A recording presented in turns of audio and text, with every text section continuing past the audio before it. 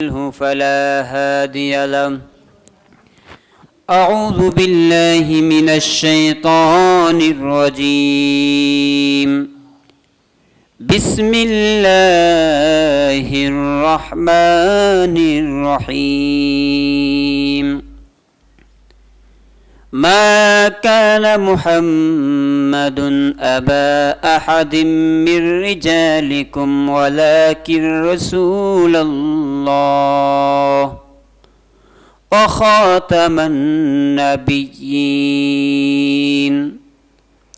وقال النبي صلى الله عليه وسلم: أنا خاتم النبيين لا نبي بعدي، أو كما قال عليه الصلاة والسلام.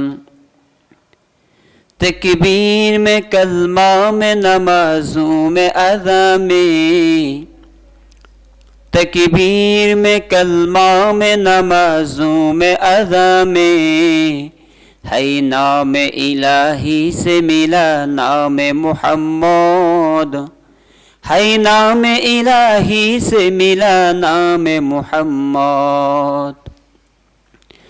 যতদিন এই দেহে আমার থাকবে বেঁচে প্রাণ, ততদিন আমি মানব কোরআন আমার সংবিধান। যতদিন এই দেহে আমার থাকবে বেঁচে প্রাণ, ততদিন আমি মানব কোরআন আমার সংবিধান।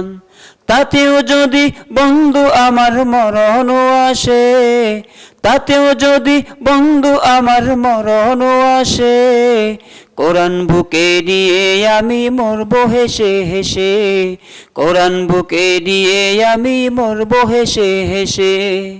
যতদিন এই দেহে আমার থাকবে বেঁচে প্রাণ, ততদিন আমি মানব কোরআন আমার সংবিধান। যদি বিশ্ব নবীর জন্য লড়ে জীবন দিতে হয়, হাসি মুখে জীবন দেব করব না কো ভয়। যদি বিশ্ব নবীর জন্য লড়ে জীবন দিতে হয়, হাসি মুখে জীবন দেব করব না কো ভয়। তবুও যেন ওই হাসরে তোমায় পাই পাশে, তবুও যেন ওই হাসরে তোমায় পাই পাশে, কোরআন বুকে নিয়ে আমি মরব হেসে হেসে, কোরআন বুকে নিয়ে আমি মরব হেসে হেসে। যতদিন এই দেহে আমার থাকবে বেঁচে প্রাণ, ততদিন আমি মানব কোরআন আমার সংবিধান। যদি সত্য কথা বললে আমার গলায় লাগে ফাঁসি, ফাঁসির মঞ্চে দাঁড়িয়ে বলবো আল্লাহকে ভালোবাসি। তবুও যেন এই জগতে সত্য কায়েম থাকে, কোরআন বুকে নিয়ে আমি মরব হেসে হেসে, কোরআন বুকে নিয়ে আমি মরব হেসে হেসে। যতদিন এই দেহে আমার থাকবে বেঁচে প্রাণ, ততদিন আমি মানব কোরআন আমার সংবিধান। তাতেও যদি বন্ধু আমার মরণও আসে, তাতেও যদি বন্ধু আমার মরণও আসে, কোরআন বুকে নিয়ে আমি মরব হেসে হেসে, কোরআন বুকে নিয়ে আমি মরব হেসে হেসে। আলহামদুলিল্লাহ, আল্লাহ পাকের দরবারে লাখ কোটি শুকরিয়া আদায় করি যে আল্লাহ রাব্বুল আলামিন এই পবিত্র জুমার নামাজে সকলকে আসার বসার তৌফিক দিয়েছেন। সকলে বলি আলহামদুলিল্লাহ। এবং আল্লাহ রাব্বুল আলামিন শেষ নবীর উম্মত মুহাম্মদ সাল্লাল্লাহু আলাইহি ওয়াসাল্লামের উম্মত করে পৃথিবীতে আপনাকে আমাকে পাঠিয়েছেন। যেই নবীর উম্মত হওয়ার জন্য নবী রাসূলগণ অপেক্ষা করতেন, আফসোস করতেন, আল্লাহ যদি আমরা শেষ নবীর উম্মত হতে পারতাম। কারণ শেষ নবীর উম্মত এতই মর্যাদাপূর্ণ, এতই সম্মানের, যেই নবীর উম্মতের অল্প আমলের ফলাফল বেশি, অল্প আমলে কি ফলাফল বেশি। এবং যেই নবীর উম্মত দ্বারা আল্লাহ পাক জান্নাতকে উদ্বোধন করবেন, যেই নবীর উম্মত জান্নাতে প্রবেশ হওয়ার আগ পর্যন্ত অন্য কোন নবীর উম্মত জান্নাতে প্রবেশ করতে পারবে না। আল্লাহ রাব্বুল আলামিন সেই নবীর উম্মত পরে আল্লাহ পাক পৃথিবীতে আপনাকে আমাকে পাঠিয়েছেন। এজন্য আল্লাহ রাব্বুল আলামিন বলেন, মা কানা মুহাম্মাদুন আবা আহাদিম মির রিজালিকুম ওয়ালাকিন রাসূলুল্লাহ ওয়া খাতামান নাবিয়্যিন। আল্লাহ রাব্বুল আলামিন বিশ্ব নবীকে পৃথিবীতে পাঠিয়েছেন। আল্লাহর হাবিব, তিনি এই পৃথিবীতে কোনো পুরুষের কোনো পিতা তিনি নন, এবং তিনি হচ্ছেন বিশ্বনবী শেষ মুহাম্মদ সাল্লাল্লাহু আলাইহি ওয়াসাল্লাম। নবীর পরে পৃথিবীতে আর কেউ নবী হিসেবে আসবে না। এই পৃথিবীতে আপনার আমার নবী হচ্ছেন সর্বশেষ নবী। নবীর পরে অর্থাৎ দুই হাতের আঙ্গুল যতটুকু ফারাক, যতটুকু পার্থক্য আছে, নবীজি বলেন পৃথিবীতে আমি আসা আর কিয়ামত এতটুকু ব্যবধান। কারণ এই পৃথিবীতে এক নবী আসার ইন্তেকালের পরে কোন নবী আসবে, ওই নবী এর ইঙ্গিত মানুষদেরকে, উম্মতদেরকে দিয়ে যেতেন যে আমার পর আরেকজন নবী আসতেছে।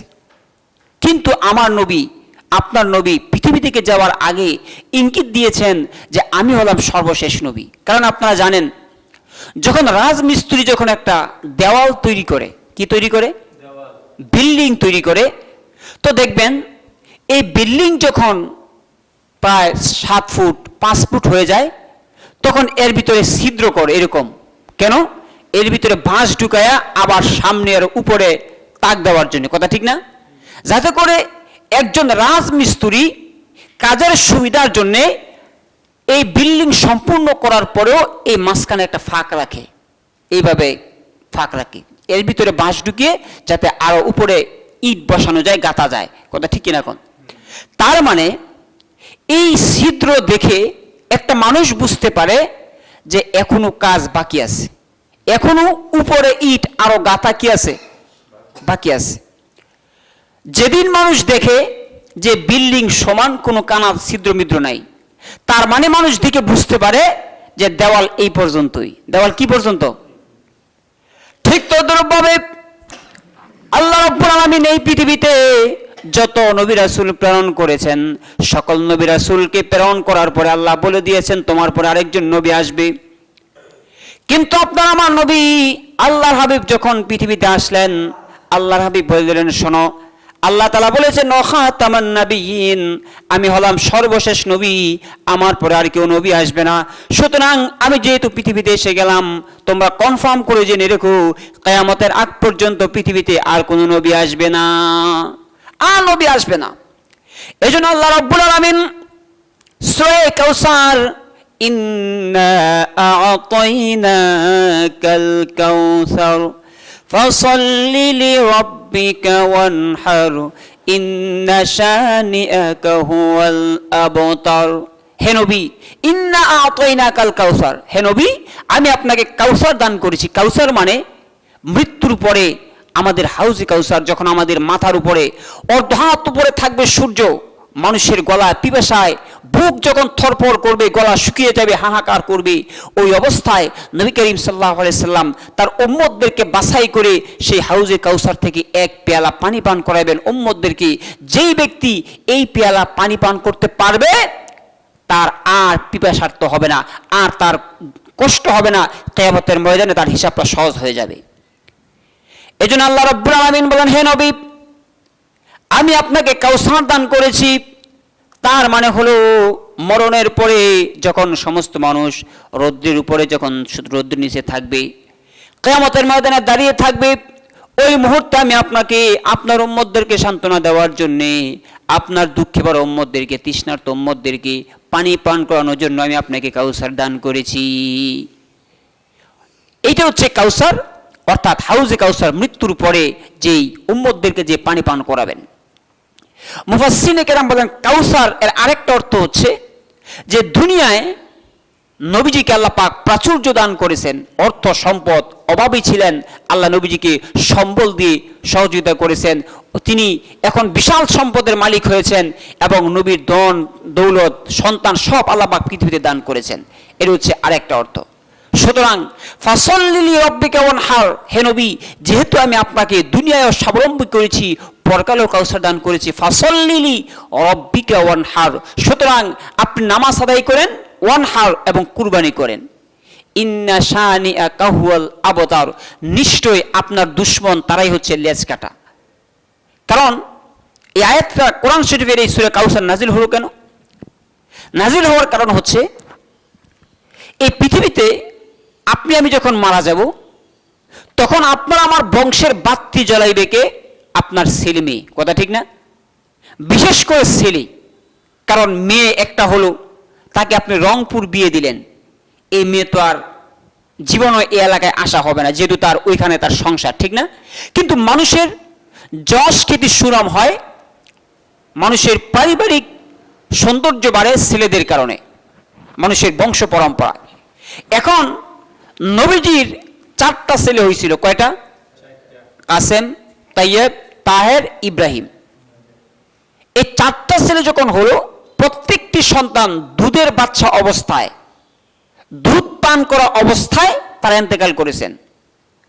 নবীজির যখন প্রথম সন্তান হলো কাসেম, হযরতে মা খাদিজা রাদিয়াল্লাহু তাআলা আনহার গর্ভে আল্লাহর নবী যখন বিশ্বনবীজি বিবাহ করলেন মাত্র 11টা। বলেন কয়টা? 11টা। কিন্তু বিশ্বনবী একসাথে সংসার করেছেন 9 বিবির সাথে। এই জন্য আল্লাহর হাবিবের ঘরে, বিশ্বনবীর সংসারে হযরতে খাদিজার ঘরে সন্তান হলো, আর কোন নবীর কোন ঘরে সন্তান হয় নাই। শুধুমাত্র যত সন্তান হয়েছে সমস্ত সন্তান হলো হযরতে খাদিজাতুল কুবরার ঘরে। আরেকটা হয়েছিল এটা অন্যের ঘরে, কিন্তু যত সন্তান হয়েছিল সব কার ঘরে? খাদিজার ঘরে। তো নবীর যখন প্রথম সন্তান হলো কাসেম, দুধের বাচ্চা, তখন ছেলেটা মারা গেল। মারা যাওয়ার পরে কাফেররা নবীজিকে বলল, দেখ মুহাম্মদ, তুই তো নিজের নবী দাবি করস, তোর কপাল দেখ কত ফোড়া, তুই মরলে পরে তোর নাম মানুষ নিবে এমন কোন সন্তান পৃথিবীতে নাই। দেখ তোর সন্তান মারা গেছে, কাসেম নামে এক ছেলে মারা গেছে। এরপর আরেকটা হলো তাহের নামে এক ছেলে, সেও দুধের বাচ্চা অবস্থায় মারা গেল। এরপরে তাইয়েব নামে আরেকটি সন্তান হলো, সেও মারা গেল। এক এক করে 4 জন সন্তান নবীজির দুগ্ধ অবস্থায় মারা গেল। এই 4 জন অবস্থায় যখন মারা গেল, তখন সমস্ত কাফেররা তাদের শক্তি বেড়ে গেল, মুহাম্মদ সে নির্বংশ, আবতার, ইন্না শানিআকা হুয়াল আবতার, অর্থ হচ্ছে নির্বংশ, অর্থাৎ মুহাম্মদের কোনো বংশ পৃথিবীতে বাকি থাকবে না। এই অবস্থা আল্লাহ রাব্বুল আলামিন বিশ্বনবীকে সান্ত্বনা দিলেন, হে নবী, যারা আপনাকে নির্বংশ বলে, যারা আপনাকে নির্বোধ বলে, আপনি জানা রাখুন তারা এই পৃথিবীতে নির্বংশ হয়ে যাবে, কিন্তু পৃথিবীতে কিয়ামত পর্যন্ত আপনার নাম সুখ্যাতি অবস্থায় থাকবে। এই নবীজিকে পরম্পরায় 4টা সন্তান আল্লাহ দিলেন, কিন্তু 4টা সন্তান মারা গেলেন। এখন সকলে মনে একটা প্রশ্ন হতে পারে যে নবীজির 4টা সন্তান কেন 4টা মারা গেল? এর একটা হিকমত আছে। কি আছে? হিকমত আছে। হিকমতটা কি? আল্লাহ তাআলা কোরআনে কারীমে বলেন, মা কানা মুহাম্মাদুন আবা আহাদিম মির রিজালিকুম ওয়ালাকিন রাসূলুল্লাহ।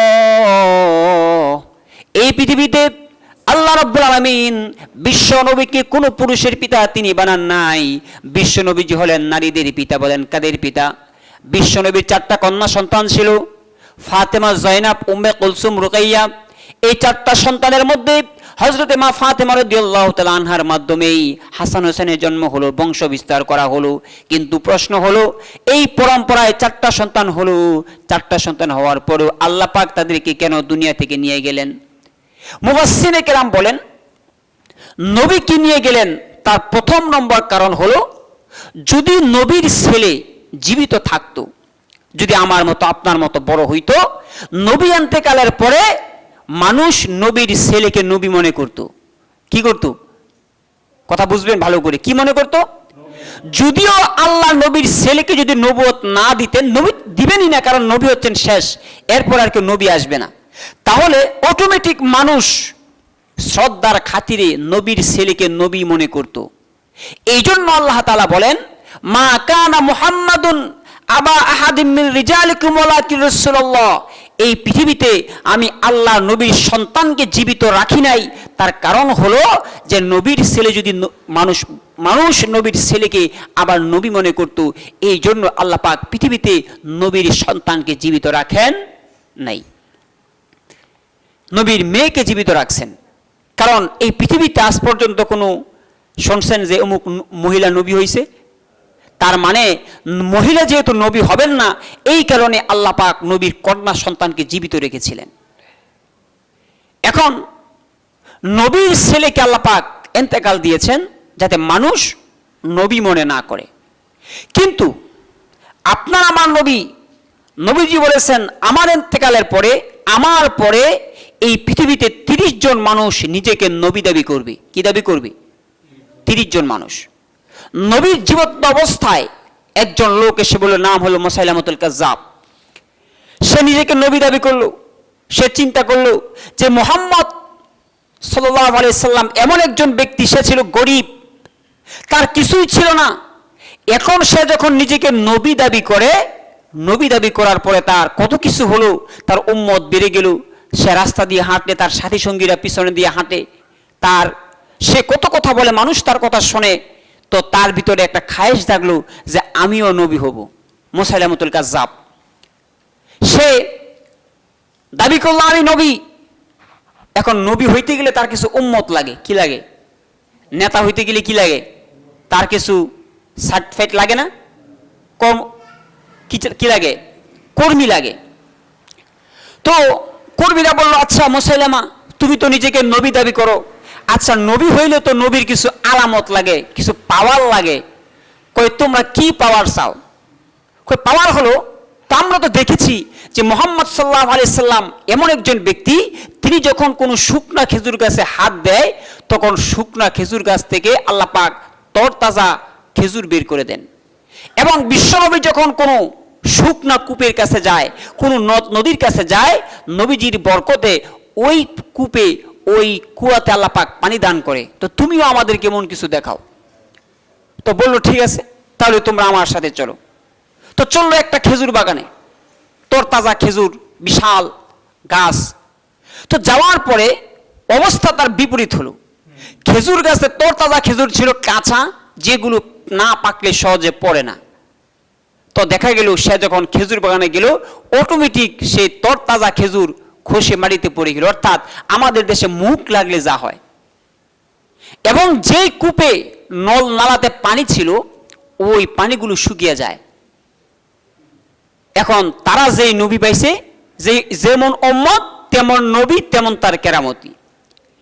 এখন মুসাইলামাতুল কাজ্জাব আমাদের নবীর কাছে চিঠি লিখলো যে মুহাম্মদ, তুমি তো নিজেকে নবী দাবি করো, তবে শুনে রেখো, আজ থেকে আমিও নবী, আজ থেকে তুমি আমি মিলে দুইজনে নিজেকে পুরা উম্মতদেরকে কন্ট্রোল করব। এই সেই মুসাইলামাতুল কাজ্জাব। আল্লাহর হাবিব বলেন, তোমার নাম শুধু মুসাইলামা নয়, তোমার নাম হলো কাজ্জাব, তুমি হলো মিথ্যাবাদী। কারণ নবীজি বলেছেন, আমার পরে এই পৃথিবীতে আর কোনো নবী আসবে না। নবীজির আগে একজন নবী ছিলেন হযরত ঈসা আলাইহিস সালাম, ওনার পরে হলেন আমার নবী। এরপরে পৃথিবীতে আর কোনো নবী আসবে না। সুতরাং তুমি হলে মুসাইলামাতুল কাজ্জাব, তোমার নাম হলো আজ থেকে মিথ্যাবাদী। তখন হযরত আবু বকর সিদ্দিক রাদিয়াল্লাহু তাআলা আনহু 40,000 সৈন্যবাহিনী নিয়ে হযরত খালিদ বিন ওয়ালিদকে সেনাপতি বানালেন সেই মুসাইলামাতুল কাজ্জাবের বিরুদ্ধে যুদ্ধ করার জন্য। সেই যুদ্ধের মধ্যে একজন সেনাপতি ছিলেন, একজন কর্মী ছিলেন, নাম ছিল ওয়াহশী রাদিয়াল্লাহু তাআলা আনহু। আল্লাহর হাবিব যখন ফতে মক্কা যখন হলো, যখন মক্কা বিজয় হলো, আল্লাহর হাবিব ঘোষণা করলেন, শোনো কাফেররা শোনো, তোমরা তো আমাদেরকে অনেক নির্যাতন করেছো, জুলুম করেছো, শুনে রেখো, আজকে তো ইসলামের বিজয় হলো, কিন্তু আমি বিশ্বনবী তোমাদেরকে সহজে ক্ষমা করে দিলাম। তোমাদের প্রতি আমাদের আর কোনো বিরোধ নাই, কোনো হিংসা বিদ্বেষ নাই। ইসলাম গ্রহণের আগে তোমরা তো আমাদেরকে নির্যাতন করলে, খাব্বাব, বেলাল, সুমাইয়াকে অনেক নির্যাতন করলে, কিন্তু আজকে তো ইসলামের বিজয় হলো, আমি মুহাম্মদ সাল্লাল্লাহু আলাইহি সাল্লাম তোমাদের সকলকে ক্ষমা করে দিলাম। সবাইকে ক্ষমা করে দিলেন। কিন্তু বিশ্বনবী বলেন 6 জন নারী আর 5 জন পুরুষের ব্যাপারে বিশ্বনবী বলেন, এই 6 জন নারীকে আর 5 জন পুরুষকে তোমরা যেখানে পাবে সেখানেই হত্যা করে ফেলবে, কারণ তাদের কোনো ক্ষমা নাই। কি নাই? এর মধ্যে একজনের নাম হচ্ছে ওয়াহশী রাদিয়াল্লাহু তাআলা আনহু। সে বুঝতে পারল, আল্লাহর হাবিব ঘোষণা করে দিলেন, আমাদেরকে যেখানে পাওয়া হবে আমাদেরকে হত্যা করে ফেলা হবে।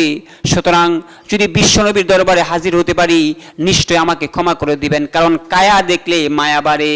কি দেখলে? কায়া দেখলে মায়া বাড়ে। একটা মানুষকে সামনাসামনি দেখলেই তার প্রতি একটা যদিও দুশ্মন হয়, সে যদি বলে ভাই খুব কষ্টে আছি, তার ভাবভঙ্গি দেখে ওই ব্যক্তিটার মায়া লাগে কিনা? কোন লাগে না? তো এই জন্য কায়া দেখলে যখন মায়া বাড়ে, ওয়াসি বুঝতে পারলেন তো আমি বিশ্বনবীর দরবারে যাই, গিয়ে আমি আমার জন্য ক্ষমা চাই।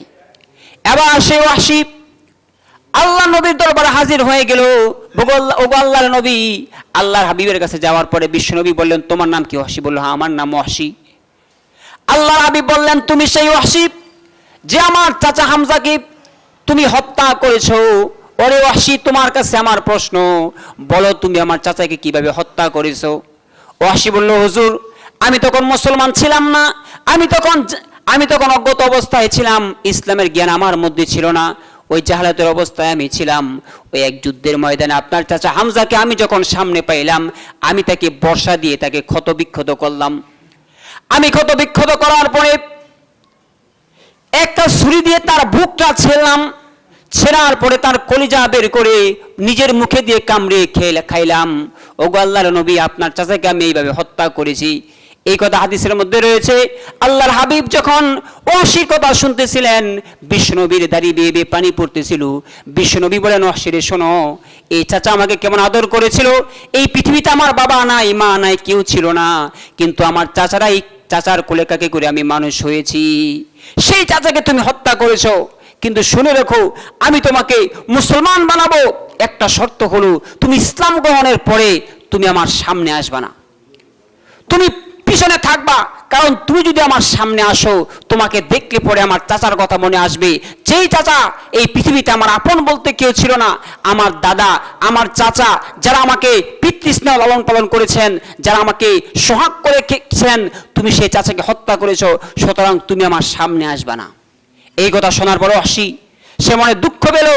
সে চিন্তা করলো হায় হায়, যেই বর্ষা দিয়ে আমি নবীর চাচাকে, ইসলামের একজন প্রাণপ্রিয় যুবককে আমি হত্যা করেছি, আল্লাহর কসম করে বলতেছি এই বর্ষা দিয়ে আমি ইসলামের একজন নিকৃষ্টতম শত্রুকে আমি হত্যা করব। সে প্রতিজ্ঞা করলো। সেই মুসাইলামাতুল কাজ্জাব আবু বকর সিদ্দিক রাদিয়াল্লাহু তাআলা আনহু 40,000 সৈন্যবাহিনী যখন যুদ্ধের জন্য প্রেরণ করলেন, সেই যুদ্ধের সেনাপতি হলেন হযরত খালিদ বিন ওয়ালিদ রাদিয়াল্লাহু তাআলা আনহু। সেই যুদ্ধের মধ্যে সেই ওয়াসিও ছিলেন। সেই যুদ্ধে আল্লাহর হাবিবের প্রধান শত্রু যেই নিজেকে নবী দাবি করলো, হযরতে ওয়াসি রাদিয়াল্লাহু তাআলা আনহু সেই মুসাইলামাতুল কাজ্জাবকে সামনে পেয়ে সেই বর্ষা দিয়ে সেই মুসাইলামাতুল কাজ্জাবকে হত্যা করে দিলেন। সেই বর্ষা দিয়ে, যেই বর্ষা দিয়ে নবী করিম সাল্লাল্লাহু আলাইহি ওয়াসাল্লামের চাচাকে হত্যা করা হয়েছিল, সেই বর্ষা দিয়েই ইসলামের নিকৃষ্টতম সেই দুশমন যে নিজেকে নবী দাবি করেছিল, সেই মুসাইলামাতুল কাজ্জাবকে হত্যা করেছিল। তো নবীজি বলেন আমার পরে এই পৃথিবীতে নবী দাবি করবে মোট 30 জন। কতজন? 30 জন। অলরেডি 28 জন নিজেকে নবী দাবি করে ফেলেছে। কয়জন? এর মধ্যে হচ্ছে মির্জা গোলাম আহমদ কাদিয়ানি। নাম কি? নাম শুনছেন আপনারা? গোলাম আহমদ কাদিয়ানি। সেই কাদিয়ানিরা হচ্ছে কাফের। সকলের মনে একটা প্রশ্ন হতে পারে, কাদিয়ানিরা কাফের কেন? আমরা মুসলমান হয়েছি, আমাদের একটা কালেমা আছে। কালেমা জানেন? বলেন তো কি? লা ইলাহা ইল্লাল্লাহু মুহাম্মাদুর রাসূলুল্লাহ। এটা হচ্ছে আমাদের কালেমা। আর কাদিয়ানীদের ঢাকা বকশীবাজার, আমি যখন ঢাকা আলিয়াতে পড়ি, ঢাকা আলিয়ার পাশে একদম কাছাকাছি, অর্থাৎ এই মসজিদ আর মনে করেন ওই জামাল জলিল কাকার বাড়ি, এতটুকু ফারাক। বকশীবাজার কাদিয়ানীদের অফিস, সবচেয়ে বড় আহমদিয়া মসজিদ, সেটা হচ্ছে বর্তমান অফিস। সেই মসজিদের প্রধান ফলকের মধ্যে এই কালিমা লেখা, লা ইলাহা ইল্লাল্লাহু মুহাম্মাদুর রাসূলুল্লাহ। এই কাদিয়ানীরা এই কালিমা পড়লেও তারা কাফের। তারা নামাজ পড়ে, নামাজ পড়লেও কাফের, দাড়ি রাখে, দাড়ি রাখলেও কাফের। কেন কাফের? কারণ কাদিয়ানীদের লেখা একটা বই আছে, নাম হলো রুহানি খাজায়েন। নাম কি? উর্দু ভাষায় লেখা। এই বইটা 23 খণ্ডে রচিত হয়েছে।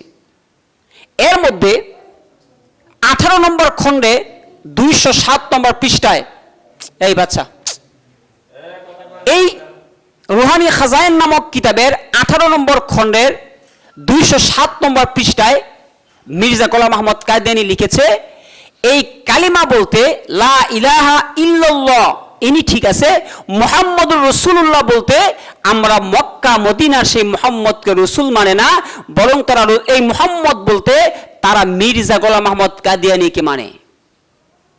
কথা বুঝতে পেরেছেন? অর্থাৎ আমরা যে কালিমা পড়ে মুহাম্মদ বলতে যে মুহাম্মদকে আমরা বুঝি, কোন মুহাম্মদ? সেই রাসূলুল্লাহ সাল্লাল্লাহু আলাইহি সাল্লাম, যাকে আল্লাহ পাক শেষ নবী করে পৃথিবীতে পাঠিয়েছেন, সেই মুহাম্মদকে আমরা বুঝি। কিন্তু এই মির্জা গোলাম আহমদ কাদিয়ানীর অনুসারীরা তারা মুহাম্মদ বলতে আমাদের মুহাম্মদকে তারা বুঝে না, সেই মুহাম্মদ বলতে তারা সেই ভারতের পাঞ্জাবের গুরুদাসপুরের কাদিয়ান নামক এলাকার মির্জা গোলাম আহমদ কাদিয়ানীকে তারা বুঝায়। আমাদের দেশে একটা সাবান আছে, পচা সাবান, আলমের পচা সাবান, চিনেন? এখন যদি চিন্তা করেন সাবানটাই তো পচা, তো পচা সাবান দিয়ে আবার ময়লা সাফ হবে কিভাবে? কি বল, সাবানটাই কি? আরে মিয়া নামে পচা, কামে কি না? তো তারা যেহেতু নিজেকে ওই মুহাম্মদ বলতে এই কালিমা এখনো যদি কোনো ব্যক্তি বকশীবাজার যান দেখতে পারবেন মুহাম্মদ লেখা, কিন্তু এই মুহাম্মদ দ্বারা কোন মুহাম্মদ উদ্দেশ্য এই কথা তাদের বইয়ের মধ্যে লেখা আছে। এইটা মক্কা মদিনার মুহাম্মদ নয়, এটা ভারতের পাঞ্জাবের গুরুদাসপুরে সেই মির্জা গোলাম আহমদ কাদিয়ানী। সেই গোলাম আহমদ কাদিয়ানী কাফের। কেন কাফের? এক নম্বর কারণ হলো সে এই মুহাম্মদ বলতে সেই মুহাম্মদকে মানে না, এবং সে নিজেকে নবী দাবি করলো। সে বলল আমি নবী। তখনকার সময়ে সে একটা চ্যালেঞ্জ ছুড়ে মেরেছিল যে আমি নবী, যদি 40 দিনের ভিতরে কোনো আলেম যদি তা আমার কথার চ্যালেঞ্জ গ্রহণ করতে না পারে, তাহলে 40 দিন পরে আমি অটু নবী হয়ে যাব, অর্থাৎ নির্বাচন না দিলেও অটু এমপি হয়ে যাবে। এরকম একটা ঘোষণা দিল এই গোলাম আহমদ কাদিয়ানী। তখনকার সময়ে সবচাইতে বড় আলেম ছিলেন শাহাদাত বুখারী রহমতুল্লাহি আলাইহি। উনি 40 দিনের মাথায় ওনার কানে খবর গেল যে আপনার এই ভারতের ভিতরে একজন লোক নিজেকে নবী দাবি করলো। সে চ্যালেঞ্জ ছুড়ে মেরে দিল, দেখবেন ঢাকা শহরে অথবা শহরে বন্দরে যখন মানুষ জায়গা জমি কিনে, তখন কিনার পরে অথবা আগে একটা সাইনবোর্ড লিখে দেয়, ক্রয় সূত্রে এই জমির মালিক রমজান আলী। দেখছেন আপনারা? এটা কেন লেখে? যাতে কোনো ঝামেলা থাকলে যাতে তারা এখানে আসে, যাতে যে ব্যক্তি কিনছে তার কোনো সমস্যা কি না হয়। কি বলেন, ঠিক না? লেখা থাকে ক্রয় সূত্রে জমির মালিক অমুকি। এখন সে নিজেকে নবী দাবি করলো, তো লোকজন বলল হুজুর ওই যে গোলাম আহমদ কাদিয়ানী সে নিজেকে নবী দাবি করে চ্যালেঞ্জ ছুড়ে মারলো, এখন তো চ্যালেঞ্জের মোকাবেলা করা দরকার। তো ইসলামের বিধান হলো যদি কোনো ব্যক্তি নবীর পরে নবী দাবি করে, ওই ব্যক্তি নবী কি নবী না তার কাছে প্রমাণ চাওয়াও হারাম। প্রমাণ চাওয়া কি? কারণ আল্লাহ তাআলা এক এক নবী রাসূলদেরকে এক এক মুআজিজা দিয়েছেন। যেমন মুসা আলাইহিস সালামের মুআজিজা কি ছিল? লাঠি ছিল। কি ছিল? ওই লাঠি সাপ হয়ে যেত। ঈসা আলাইহিস সালাম তিনি কুষ্ঠরোগীর গায়ে হাত বুলিয়ে দিলে সুস্থ হয়ে যেত। কোন কবরের পাশে গিয়ে বলতেন কুম বিইজনিল্লাহ, একটা মৃত মানুষ কবর থেকে দাঁড়িয়ে যেত। হযরতে দাউদ আলাইহিস সালামের কণ্ঠ ছিল, তিনি লোহাকে মোমের মতো গলিয়ে তিনি বিভিন্ন লোহা বর্ম তৈরি করতেন। এক এক নবীকে আল্লাহ পাক সুলাইমান আলাইহিস সালামকে, তারপরে দাউদ আলাইহিস সালামকে যে একটা সিংহাসন দিয়েছিলেন এই মসজিদে হেলিকপ্টারের মতো, এখান থেকে সেখানে উড়ে যেতেন। তো আমাদের নবীকে আল্লাহ পাক মুজিজা দিয়েছেন কোরআন। কি দিয়েছেন? তো গোলাম আহমদ কাদিয়ানী সে যখন নিজেকে নবী দাবি করলো, তো ইসলামের নিয়ম কি? কোনো ব্যক্তি যদি নিজেকে নবী দাবি করে সে নবী কি নবী না ওই প্রমাণ চাওয়াও হারাম। কেন? প্রমাণ চাইলে একটা সন্দেহ থাকে যে যদি প্রমাণ দিতে পারে তাহলে নবী হবে, এরকম সম্ভাবনা আছে না? যদি দিতে পারে তাহলে হয়তো নবী হবে, এরকম সন্দেহ থাকে। এই জন্য ইসলামের বিধান হলো নবীর পরে নবী দাবি করলে তার কাছে প্রমাণ চাওয়াও হারাম। এখন তার কাছে চ্যালেঞ্জ ছুড়ে বেড়া হলো, একটা বৈঠক হলো। বৈঠকের মধ্যে সেই গোলাম আহমদ কাদিয়ানীকে এবং শাহাদাত বুখারী রহমতুল্লাহ আলাইহি দুই সাইডে বসলেন। এখন শাহাদাত বুখারী বড় আলেম ওই জমানার, তিনি বলতেছেন তুমি মিথ্যাবাদী, তুমি নবী কি নবী না আমি এই কথা জানতে চাই না। আমি জানি তুমি মিথ্যাবাদী, তবে আমি তোমার কাছে জানতে চাই তুমি এই দুঃসাহস তুমি কোথায় পেলে। তখন গোলাম আহমদ কাদিয়ানী বলতেছে যে এই দুঃসাহস আমি পাই নাই, বরং আল্লাহ আমাকে দিছে। কই দিছে?